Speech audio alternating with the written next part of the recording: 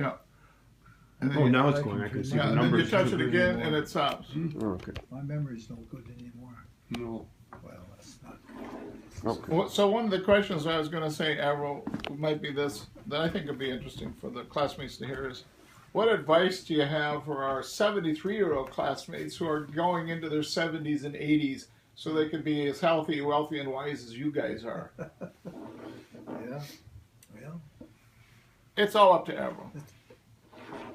Well, that's an interesting question. I mean, a lot of longevity. I just heard an interview last night with a guy that wrote about on Charlie Rose, a guy who teaches at Harvard, and he was talking about how we think about life and death, and how much of it is just luck. You know, how long are you going to live? And you know, you're what, 93. 93, and how old are you, Jack? 87. 87, and I'm 73. But we just have a whole list of people that we just read who all died before us, God, for, what a shame. just by chance. Yeah, well, just looking at the list that was on the class movie, I couldn't believe all those kids are Yeah. gone. That's so many. But what do you attribute to longevity, do you think? Well, you have to be in contact with other people, I think, for one thing, and work with people, and unfortunately, I think you also need to try to observe a little bit about what you eat. So it keeps people that get overweight are in trouble, I think. Yeah. So, I think it's genes. My family, my dad is from he lived to be 93, and my grandpa and all of his brothers were in their 90s. We got lots of good genes. Mm-hmm. German, yeah. The German genes? yeah, Mm-hmm. German genes. Mm-hmm. You know, I think back to 1957, 58, 59, some of the ideas that were being spun out then. One of the things I remembered when we came from the split shift at the Central High School, we came over to the new school, and one of the new rules was dress right, act right. Uh-huh. What does that mean to you, Paul? Well, so many times people would try to dress, I think, to attract attention that they probably didn't gain from their personality. So I don't know, or maybe they were a group, but I think that you can't have that in the public school. You have to have something that's not going to be destructive to other people. So Do you remember that line, Jack? That was a specific. Oh yeah. What did you think of the purpose Well, of that? I didn't like then, and I don't like now, the whole idea of dress codes, you know. And I can remember how one of these assistant principals grabbed a kid that didn't have a belt in his jeans and picked him up by the rear end and hoisted him down the hall into the office where they just reamed him good for not dressing properly.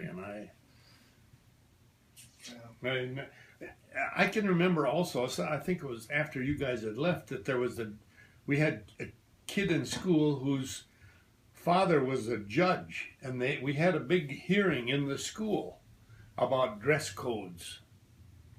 And I think, you know, the kids they didn't like the idea of having to dress up all the time. And I think the judge stood by this. Well, what I remember was part of it was to get kids to stop wearing blue jeans to school. yeah. Right? And because when we were in junior high school, we were wearing blue jeans. And somehow they thought by not wearing blue jeans, you're going to be model citizens. Yeah. As it, you know, you can, if you put lipstick on a pig, what do you have? Yeah. You got a pig with Still lipstick, got a right? pig, yeah. Right. You know, so I want to ask both of you about something that I've thought a lot about.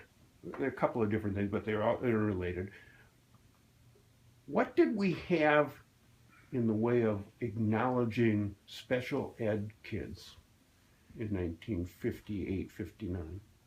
I don't think that there was anything that acknowledged them. They did have a teacher who was assigned to work with them, I think, and that was very appropriate rather than to have those kids be in a regular classroom where they're going to be completely lost. So I don't know when it started, but I know that that was available.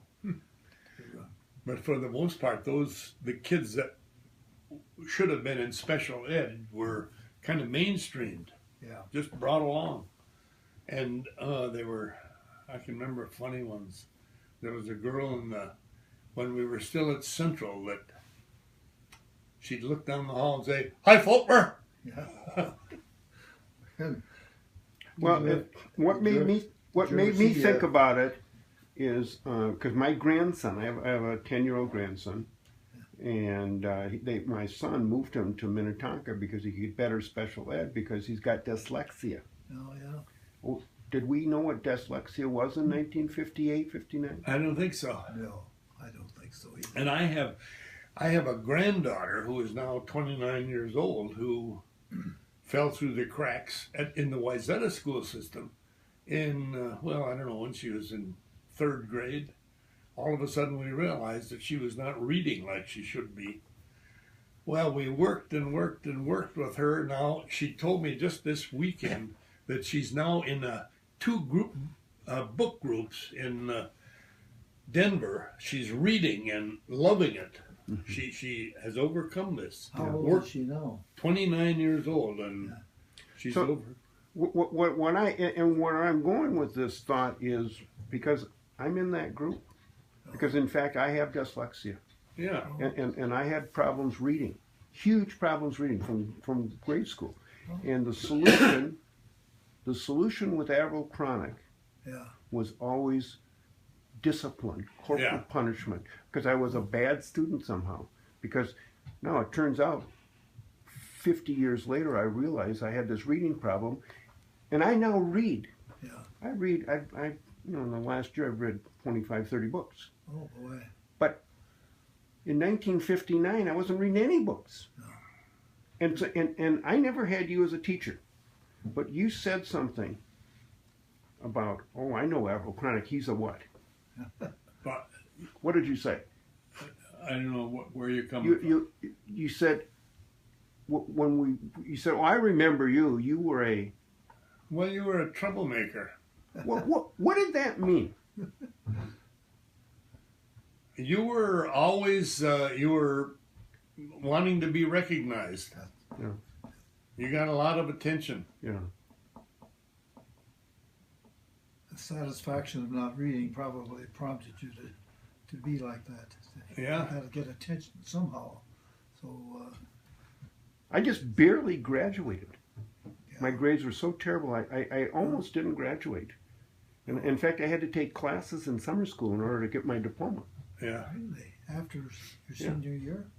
Yeah, and I mean, I went to the university for 5 years and accumulated about 225 credits, but I barely got out of high school. Yeah. I remember in third grade in grade school in Lenox, and I couldn't read, and so their solution was they put me out in the hall, sitting on the floor for all the kids to go by. Yeah. So, what do you think, Paul, was the outcome of the notion that corporal punishment was a good idea? Well, I guess it's what we grew up with. That was the reason, what else do you do with these people? We weren't trained. I don't think I had any training in how to deal with disruptive students. So you think about punishment. Mm-hmm. And you talked about some kid getting his pants ripped. I've never forgotten this. We had a boy that sat on the bench. This was at the junior high. Because his pants is always coming down over his hips and all that sort of thing. And so he was there for 2 days.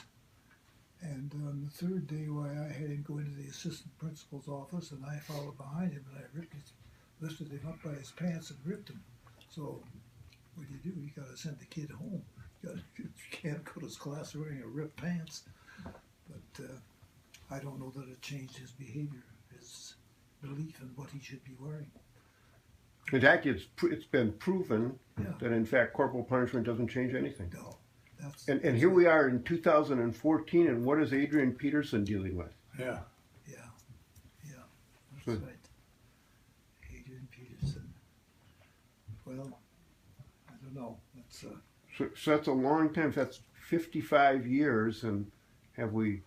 In some places, in Minnesota, they don't allow corporal punishment. They still allow corporal punishment in Texas. no, In the schools, they don't. they do. They do. Yeah. Yeah. So I was talking with Jack the other day. We had a number of teachers that had paddles in the classroom, didn't we?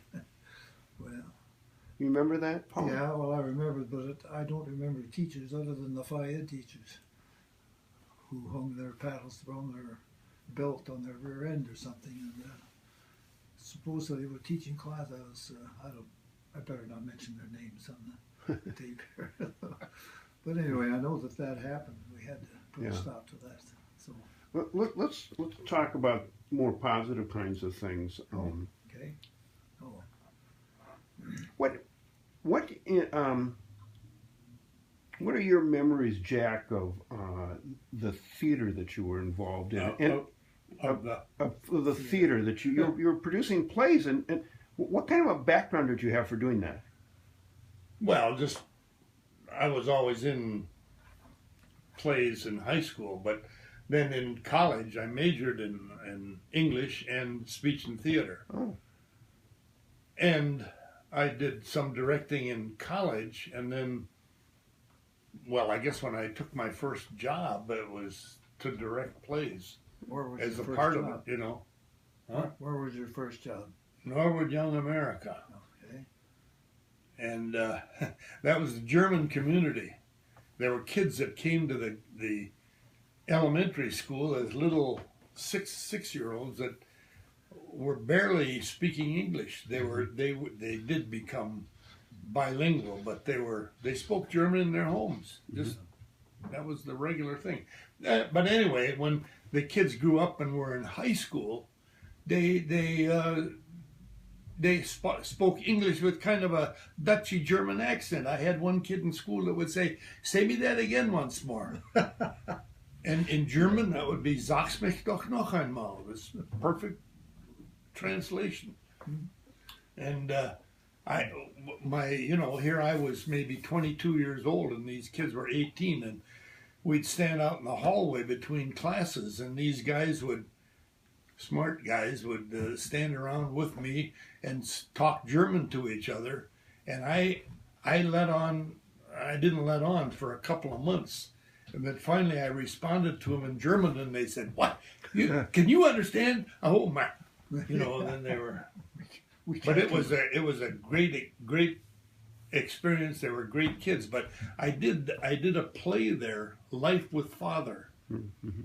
Sophisticated New York comedy with Clarence Day. And the kid that played the part, he did the part with kind of a German accent.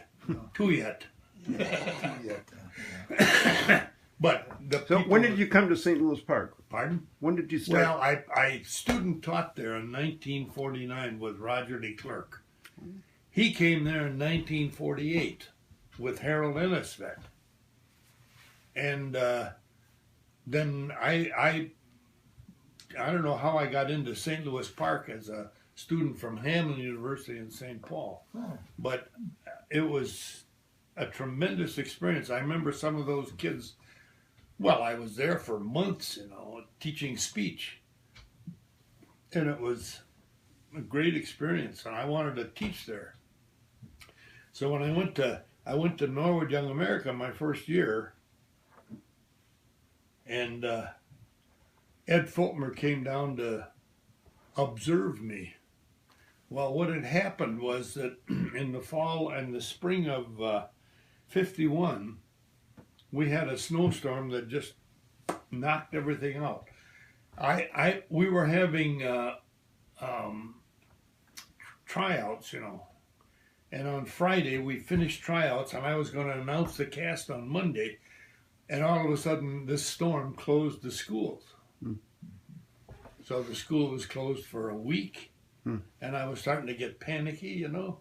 And the next week, I think, was spring vacation. And the next week after that was mud vacation. So when we came back to school, we were 3 weeks behind. And I had in the meantime driven out onto the secondary roads as far as I could, and then walked over snowbanks to this one kid's house, a farmhouse. Walked up, you couldn't see the first floor windows. It was all snowed in between there and the barn.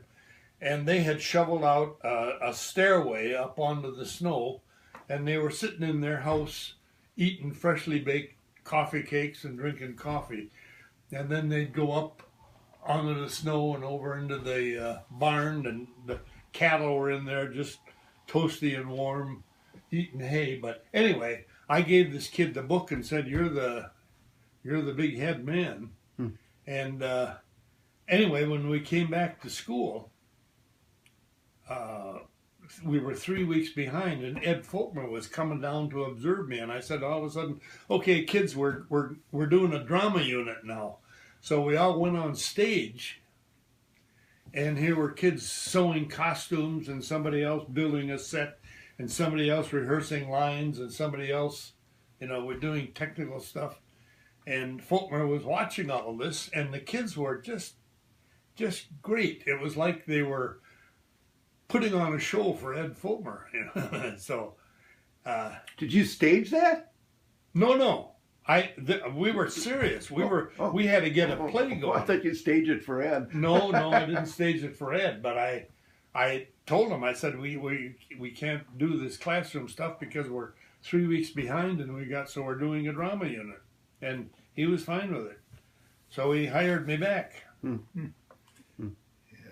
Paul, you taught before you were assistant principal, right? Right. So what did you teach? Well, my first job after coming out of the service in World War II, I was kind of laying in bed down at Luther College. I had nothing else to do, and a guy came through. He was looking for teachers in a town called Westbrook, Minnesota. And the salary was the best one. I'd already volunteered or explored in one or two other schools.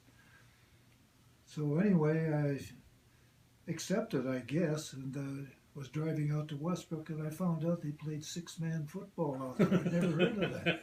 You know, and I'm the coach.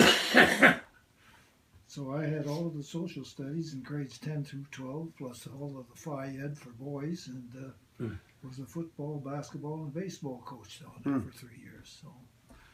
So when did you come to St. Louis Park? 1949. No, 53. 53. He and I shared a classroom. Yeah. Oh. This is when we were on split shifts. Well, what were you teaching? Ninth grade social studies. Oh. And I was teaching 10th grade English. Oh. Yeah. And you shared the room. We shared the room. He'd come in the morning. Oh, that was when the the split shifts were going on? Yeah, Oh. split shifts. So At one time, I think there were 3 shifts that came. Yeah, because there was a middle shift That's for the right. people that were in athletics so that they could get done to... Right, so for 1 year, I didn't know the person that I shared the locker with. I never met him. Oh, really? Yeah. that was, at one time, because of the Phi Ed facilities, there was only the one gym. Right. So that all the girls had gym at a certain hour. That meant all the boys. I had a class of 28 boys, 28 15-year-old boys in sophomore English. No girls. And that turned out to be one of the best classes I've ever had. Yeah. Well, didn't we use the stage as kind of a gymnasium Yes. also? Yeah, Absolutely. that's where the gym was. Well, that was it. That was it. And we blocked off part of it for a theater. Right. And had gym behind it. But Right. when Hopkins came to play, they got a special assignment in that auditorium there where they sat to watch the kids on the stage play baseball, basketball. So. Oh, and the basketball rivalry was so terrible. tough. Yeah. Lloyd Holm and what's his name? Betzold. Yeah, Butsy Butsy Metzel. Metzel. Butsy Metzel. Man, and both schools had great teams, Yeah. and they were battles right to the death. Yeah. Well, one of the things I asked a lot of my classmates, and maybe you guys could think about this for a second also. Why do you think it is that our class, the class of '59, has been so cohesive? They've stuck together, have through the years continued to not just casually get together, but it was like constantly gathering for events. What happened in 1958 and '59 that? I don't think anything did. I think it's people that were in that class that were just movers and shakers. Yeah. This. He didn't start out as a mover and shaker. No. When he was in high school, he wasn't the big man on campus at all. He was kind of a quiet little side nerdy guy. Yeah. Nerdy guy. and then he got some spark came. But I'm talking about 350 kids, and we still get 100. You know, we got all those people that have passed away, and we still get over 100 people to show up for a reunion. I can't believe that there's no other class that has ever operated in that manner that I know of, and I don't believe there is. And it's just the fact that you guys have done a lot to maintain that relationship between the classmates. You know, you call a meeting, and I guess that there are some of you to go to their monthly meetings and their breakfasts or whatever it is they have. But you're the only class that does this. Paul, I want you to think of some of the more humorous things that happened as assistant principal that you can, especially with our group, that you might be able to think about. Oh gosh, I don't know that I can come up with any year-by-year thing. That it was always these girls get sent to the principal's office for something that they may have done. Well, how do you deal with a girl? And boys, I was a coach and active in boys athletics and physical education and things like that, along with my degree in to be a principal. So I don't know. It's just a lot of fun, I think, to deal with the boys and talk with them, and the girls. It's do the thing that has to be done and send them on their way. That was. How about you? I can. Yeah. I think I told you. Any thoughts, especially some of the theater stuff you did, some of the humorous things that might have happened in the theater? Yeah, or just any people that were in our class that you can think of. Well, I guess, yeah. I had a good time with, I remember Mama, that, what's her name? Who was the narrator in that one? Oh, gee, I don't remember. She sat on the... Yeah, I mean, I know the play, but I don't know who the person was that did that. It was a woman? I loved her. Patty Holman or Linda Johnson? Huh? No. Patty... Holman? Huh? Holman. Pat Holman? Patty Holman, yeah. Patty Holman. She was just great. I have a sad memory of her. I don't know if this should go on this tape, but she and Chris Meathy were both in Logering's humanities class. I think it was humanities then, or was it conflict of values? But anyway, they dealt with religion, and I remember one day after school, Chris Meathy sat next to Patty Holman in an empty classroom and just put her into tears because he was tearing apart her religion. She was, I think, had grown up in the Catholic school in the Catholic church and was very Catholic, and he was just ripping the shreds. I'll never forget that. I kind of lost respect for him because of that. Yeah. But anyway, she was great as the narrator, as the thread that holds that play together. And I can remember Barry Johnson played the I don't know, the not the black Norwegian, but the dark Norwegian uncle And we had he was so blonde, we had to shoe black his hair or something, trying to make him look like a black Norwegian. I don't really understand the significance of that black Norwegian bit, but it was a part of history. Anyway, that was a good play. Yes. Another one was The Matchmaker with Chris Stewart then, and a kid. Well, I think it was on this echoing that they got that Bruce Stubing captured a couple lines from that play when Dennis Doherty says, "Holy cabooses!" in his high voice. That turned out well. That was a good play. Hello Dolly based on it. We did Hello Dolly at Park some years later, and Roger was the artistic director, and I did the music for it. But it was we did a lot of fun stuff. Mm-hmm. Yeah. But when you talk about funny things that happened, I don't know where this one kid fit in. What if he was in your class? I don't remember his name even, but he was one of those who was in special ed, and he'd go down the halls with his arms full of books and papers, and they were flying away from him as he walked down the halls, and people would kind of clear the way for him to walk through. And between classes, I would go always and stand in the boys' bathroom next to my room, just to kind of be sure that nobody was smoking or doing bad stuff.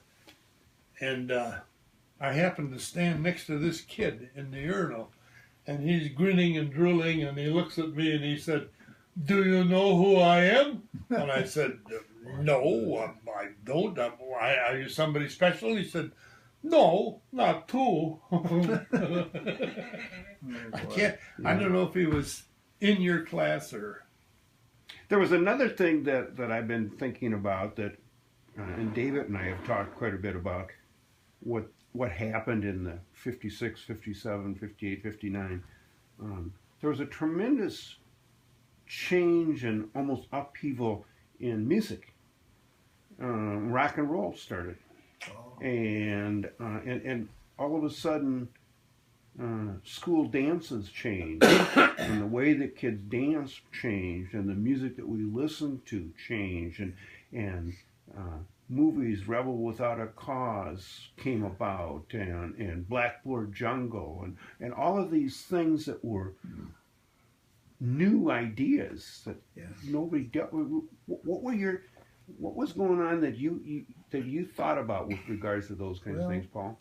I don't know, but I do remember what you're talking about. In fact, I remember there was one time that entrance between the cafeteria and the main entrance to the school.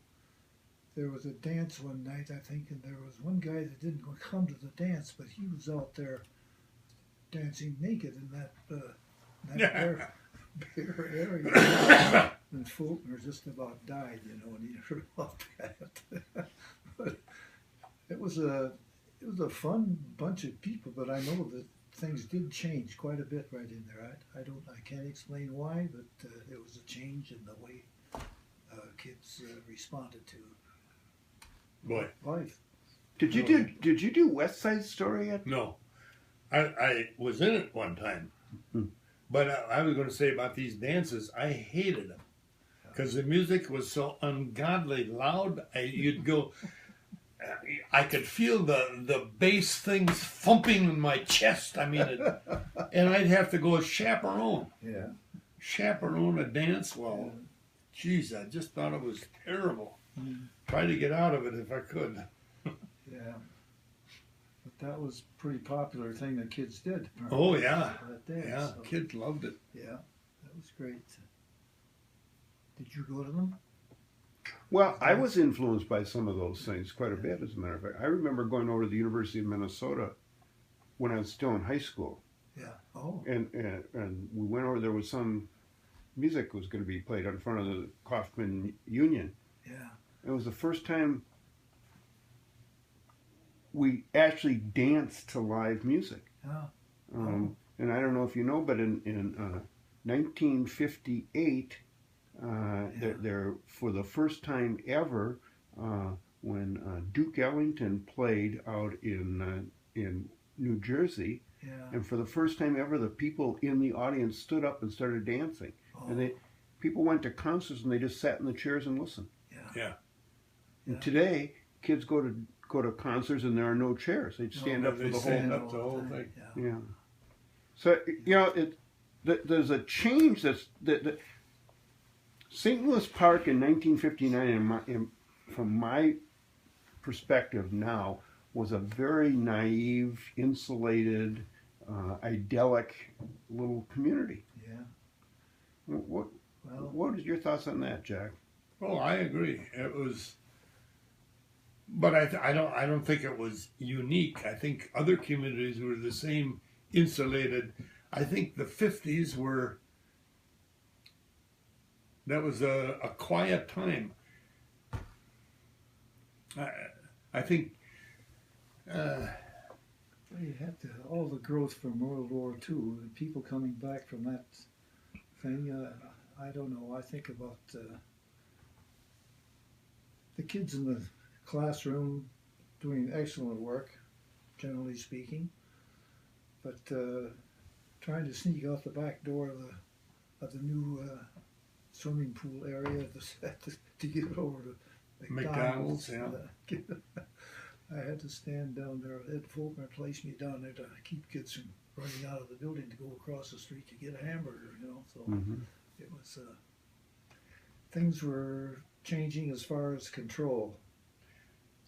But I think So- our school was, I thought it was so good. I mean, when I think back to the 50s and 60s, I don't see how a school could be better. No. It was, right.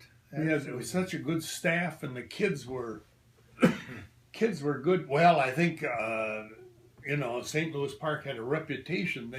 They never voted down a referendum. I mean, every referendum passed. The parents of the kids of St. Louis Park wanted the best schools in the world, and I think they got it.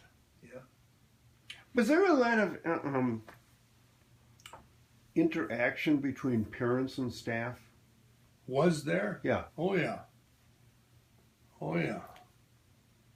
There was, I don't know, I don't remember this in when we were still at Central, but we were in the new school, which is now 60-some years old. Yeah. There were parents. We had a PTA one time, a PTA meeting, when we were standing in line to get our coffee and cookie, when one of the parents came up to me and another English teacher and just read me the Riot Act for teaching Catcher in the Rye, allowing that book to be used in the school. Why? Well, because of the words in it, I said, have you read the book? No, but I know there are those bad words. And that's so there. Yeah, and she'd come up to school. She'd bring a little contingent of support with her, and go up to classrooms and tell the security people had to haul her out of school. The principal, the office, the principals were behind us, and there were a few parents that were just not on our side, but. Yeah. For the most part, the parents in the school, in the Park School District, were just very supportive. So supportive. Yeah. Paul, Mr. Folkmore, I still think of him as Mr. Folkmore. Yeah. He demanded that. He didn't interact with the kids very much. He kind of left that to you, right? Yeah. He was kind of up here someplace. That's right. How did all that come about? Why was that? He dealt with teachers. He was always in the classroom, always visiting the classroom teacher to make sure that they were doing what he wanted them to do, I guess. I remember, I shouldn't really say this, I guess, but I remember when I was teaching 9th grade social studies before I became an assistant principal, that he came into my classroom to observe me, We sat way in the back of the room and he fell asleep. That's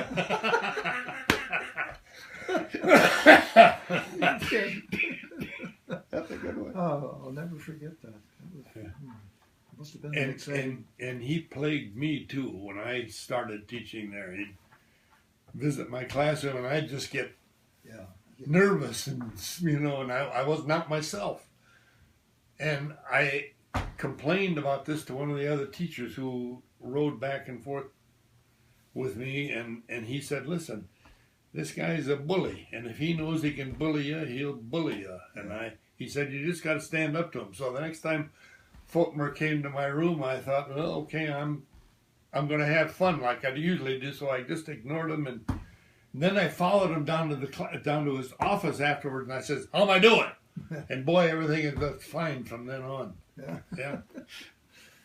But he was he wore perfect clothes and was always straight, and I always thought of him as pompous. Yeah, that's right. Yeah. That's right. He just, well, I remember one student that was a retarded girl over at the old Central, and I saw her one day, and she was walking down the hall with him with her arm around his shoulder. I couldn't believe that. She's the one I mentioned before that said, hi, Faulkner. Yeah. Waved to him down the hallway. Loud, boisterous voice. Yeah. When I started there, we had to wear suits all the time and white shirt, the uniform of the day. Necktie. So where do you buy suits? I didn't know anything about it. So they said you go to Nate's. That's right. Downtown. She's Sheldon there. So I went there and I told him my name is Jack. I'm from St. Louis Park High School.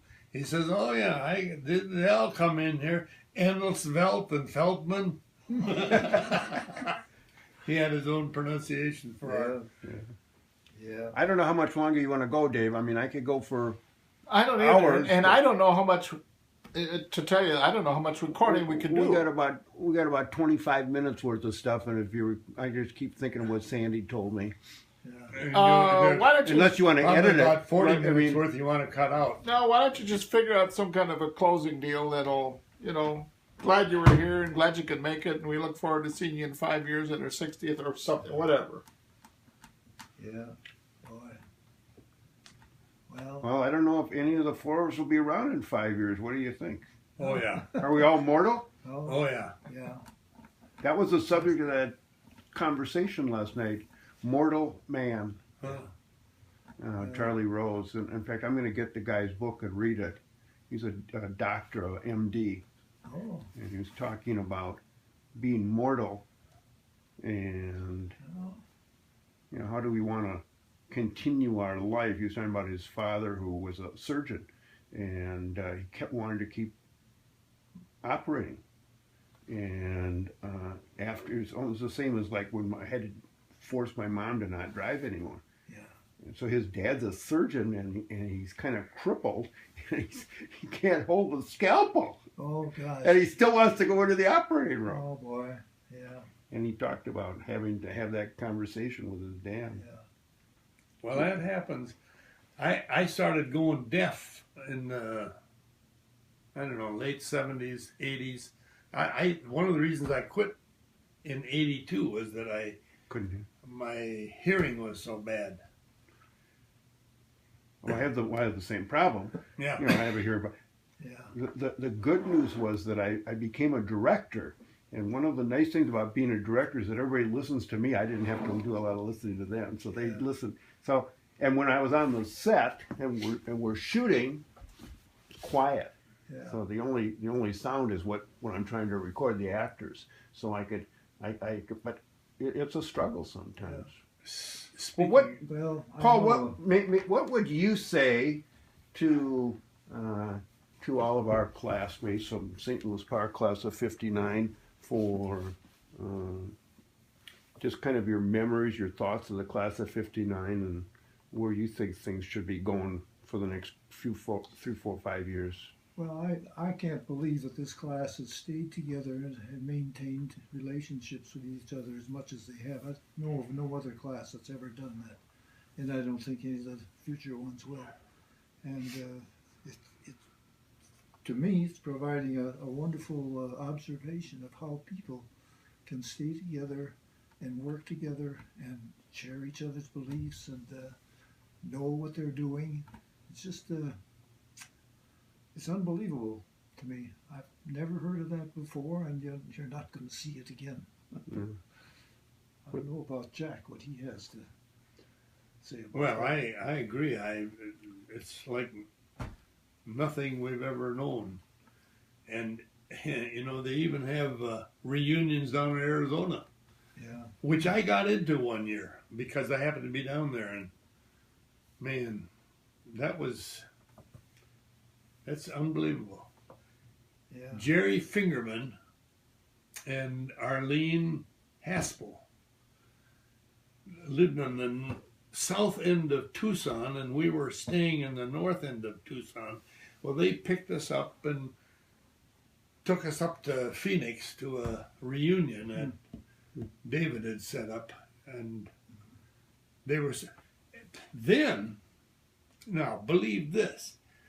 They said, okay, when it comes time for me to leave Tucson, if I get out into traffic on Monday morning, it's going to take me 2 hours to get to the south end. Come and stay at our house overnight. So here old Jack and his wife stayed at Jerry Fingerman's house in South Tucson overnight, had dinner with him, breakfast with him, and went off in the morning. That doesn't happen too often, I don't think. This is very unbelievable class. That's right. Very unusual. Yeah. Nothing like this has ever gone on, as far as I know, about getting together. Well, thank you for taking the time to talk with us, and the memories are good, and they get sweeter with age, I think, kind of like a good wine. Yeah. And some of us have grown out of the troubles that we were in at 17, 18, 19, and moved on to bigger and better things. Huh? Yeah. Well, I don't think you'll find this in any other class. Yeah. What you folks are doing. Well, my sister just celebrated her 50th Yes. at St. Louis Park. Oh yeah. Yeah. They just had one night and they had a dinner and it was over. That was Yeah. I told him to call Dave and see if he could organize up 7 or 8 different activities. Yeah. I'm gonna shut this off. Thanks, guys. Yeah. I I graduated in 1945 from Washburn, and we're still having the